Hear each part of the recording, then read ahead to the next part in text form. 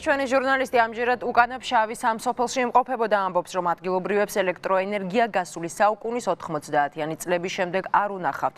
რეაბილიტაცია საჭიროებს სოფელში მისასვლელი გზაც. მოსახლეობის შემოსავლის ერთადერთ წყაროს კი მოსავლის რეალიზაციიდან მიღებული თანხა წარმოადგენს. დუშეთის რაიონის სოფლების მაცხოვრებელთა ყოველდღიურობას ზვიად თხილიძე, ვახტანგ გლეკიაშვილი და თამარ აქიაშვილი გიჩვენებთ.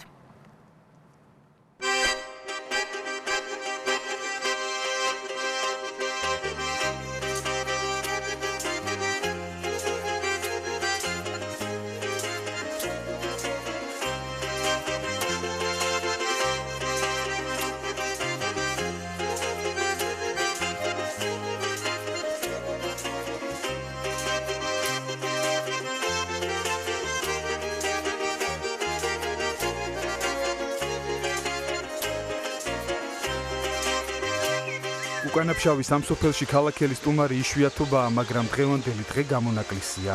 დუშეთის რაიონის სოფელ ვაკის სოფელში, სადაც მისვლა მაღალი გამავლობის მანქანითაც ჭირს, სასოფლო სამეურნეო ტექნიკა ამოიტანეს. სამთო მექანიზაციის ცენტრი წიქარა ამიერიდან უკანა ფშავის ბოლოს სამი სოფლის მაცხოვრებლებს მოემსახურება. ამას მიებნება ჩვენი პროექტის ფარგლებში საგანმანათლებლო ცენტრის გახდება ეს, ადგილობრივ ახალგაზრდობას ასწავლის, თქვათ, ამ ტექნიკის გამოყენებას, ასწავლის ახალ ტექნოლოგიებს, როგორ შეიძლება უკეთესად მოყვანა, ასე ვთქვათ, პროდუქტის, რაც ერთი მხრივ ჩვენი მიზანია და გვინდა ამასაც ხელი უნდა შევუწყოთ მომავალში, რომ დააბას ეს ადამიანები აქ ადგილზე განავითარონ მათ თავიანთი საქმიანობა და მეორე ის არის, რომ ადგილობრივი სივრცე გავხადოთ უფრო მეტად პროდუქტიული მათთვის. სტუმრები წავიდნენ. ჩქარობენ, რადგან წინ რთული გზა აქვს და სურთ ხეობა დღის სინათლეზე დატოვონ. ტექნიკის დასათვალიერებლად ახლა ადგილობრივები იკრიბებიან. უკანა ფშავში კარტოფილის ამოღების სეზონია და ახალი სასოფლო სამეურნეო ტექნიკა ორმაგ ინტერესს იწვევს. უკანა ფშაველი ვაკელები 24 წლის ნოდარ ტოხოსაშვილთან არკვევენ, რაში და როგორ შეიძლება გამოიყენონ გამოფენილი მოტობლოკები და აღჭურვილობა. ადამიანი იმიტომ გაჩენილი უნდა იშრომოს. შრომა თუ გაიოლდება და უფრო ადვილი გასაკეთებელი იქნება საქმე, მაგაზე კარგი რა არის. თავიდან რა თქმა უნდა ხუმრობდით, ახლა ფშავი ცოტა მიგდებული კუთხე არის და არ გოგონა რომ ესე ყურადღებას გამოიჩენდა ვინმე, მაგრამ მოხდა ისე რომ ეს ყველაფერი სინამდვილედ იქცა. საქონლის დაბინავების დროც მოვიდა. უმეტესობა ახლა მაკედაა და ცოტას იწველება. ამიტომაც ნოდარ ტოხოსაშვილი მასზე აბარებული 18 სული მსხვილფეხა პირუტყვის მოვლას მალე რჩება. ზამთარი ახლოვდება და საქონელს ოქტომბრის შუა რიცხვებისთვის ბარში ჩამორეკავენ. ამით ადრიან გაზაფხულზე დაწყებული კიდევ ერთი სასოფლო სამეურნეო სეზონიც დასრულდება. დავიბადე აქ ავიბადე. აქ ცხოვრობდა. მოწოს ესეთი, ანუ ბუნებაში დევს ჩემში, რომ ესეთი საქმე ვაკეთო. სიამოვნებს, ამ სიამოვნებას ვიღებ. ყველაზე საუკეთესო ვარიანტი როგორ ხედავ? განვითარებული მთა. ელექტროენერგიით, გზით. თავში გამონებს ინტერნეტით, ხალხის თავარია თორე. უხალხოთ თავს ღირებულება მეტყობია.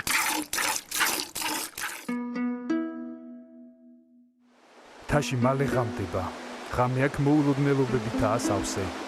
ამჯერად არ აქვს ვაჯობეთ და ადგილობრივი მოსახლის წყალში ჩარჩენილი ჯიპი მდინარეს გამოტაცეთ.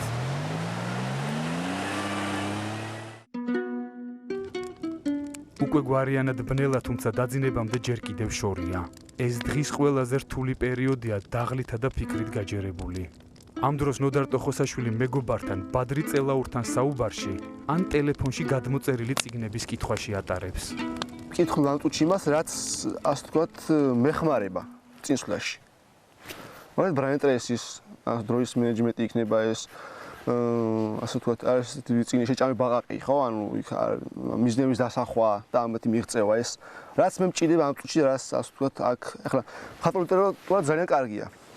მაგრამ ამ წუთში მე ეს მჭირდება და ეს უფრო წინ, ანუ ეს მადგება მე ამ წუთში და ამას ვკითხულობ. სისტემა როგორ შევქმნა.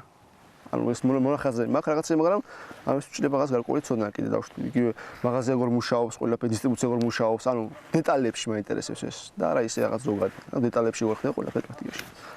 და ეს არის პირველ რიგში ყველაზე მეტად ჭირდება ინგლისური ენის ცოდნა ამ წუთში. სხვა არაფერს არ ვიტყვი.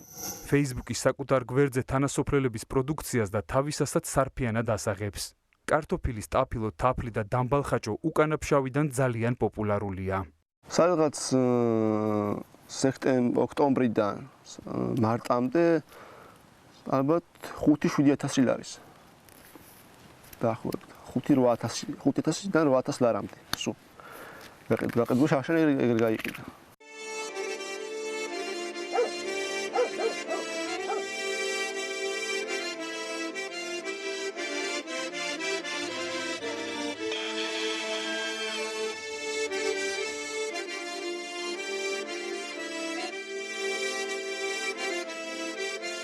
სოფელში, სადაც ელექტროენერგია გასული საუკუნის 90-იანი წლების შემდეგ არ ყოფილა მზე, ენერგიის ერთადერთი წყაროა. 2003 წელს დამონტაჟებული მზის ფოტოელექტროსისტემებიც თითქმის მწყობრიდანაა გამოსული და მხოლოდ ელემენტარულ მოთხოვნებს აკმაყოფილებს.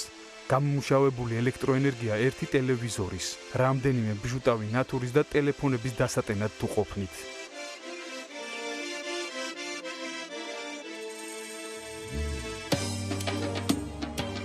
ჩვენმა გამგებელმა როგორც კიდე ცუდად ჟღერდეს ეს ნათქვამი, ამას მთელი გულითა და პასუხისმგებლობით ვამბობ. რაიონის გამგებელზე მაქვს ლაპარაკი. აქამდე ვერ ამოაღწია. 3 თუ 4 წელია რაც გამგებელი. ეს სოფელი არ იცის. დუშეთის რაიონს ეკუთვნის თუ თიანეთის რაიონს ალბათ.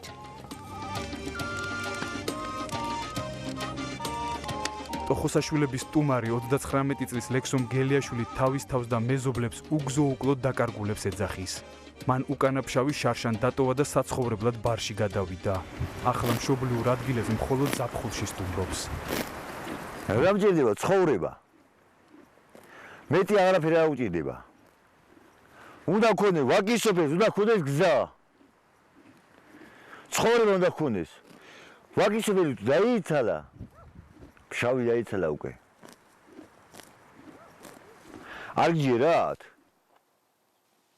დუშეთის რაიონის გამგებელი ვაჟა ჩუხელი აცხადებს, რომ გზის რეაბილიტაციის პროექტი ინფრასტრუქტურის სამინისტროში უკვე გადაგზავნილია. მიმდინარეობს მოლაპარაკებები მაგთისთან. იმედოვნებს, რომ ელექტროენერგიით მომარაგება უახლოესი მომავლის საქმეა.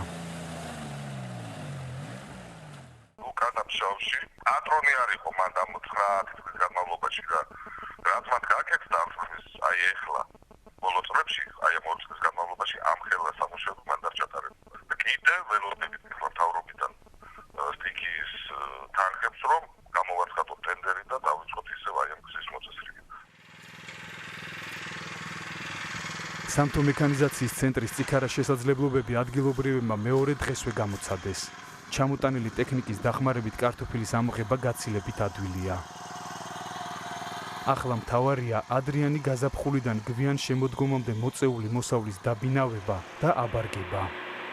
მომავალ წელს ნოდარ ტოხოსაშვილი წიქარას დახმარებით ჰექტარი მიწის დამუშავებას და მეურნეობის გაფართოებას აპირებს. თუ რა თქმა უნდა ადგილობრივმა ხელისუფლებამ სალესი და სავარცხელი წინ არ გადმოუყარა და მთის ისედაც მძიმე ცხოვრება კიდევ უფრო არ გაურთულა.